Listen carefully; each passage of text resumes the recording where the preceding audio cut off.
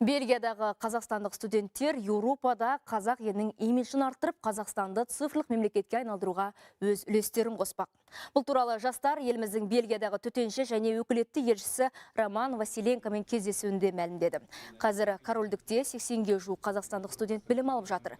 Елші жастармен президенттің жолдауын талқылап, экономиканы әртараптандыру, елге инвестиция тарту, жасанды интеллектті дамыту мәселелері бойынша пікір алмасты.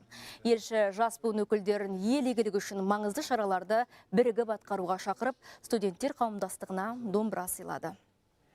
2 жыл бұрын құрылған қазақстандық студенттер қауымдастығының корольдікте түрлі шараларды белсенді ұйымдастырып жатқаны қуантады. Осы қауымдастықпен бірігіп студенттердің тәжірибе алмасуын, мәдени шаралар мен Еуропадағы студенттердің құрылтайын өткізуді жоспарлап отырмыз. Жалынды жастардың цифрлы Қазақстан құруға қомақты үлес қосатынына сенімдіміз. Осы Еуропаға келіп, жақсы білім жинап, жақсы тәжірибе жинап, елімізге оралып, елімізді көтеру біздің ең басты маңызды мақсаттарымыздың бірі.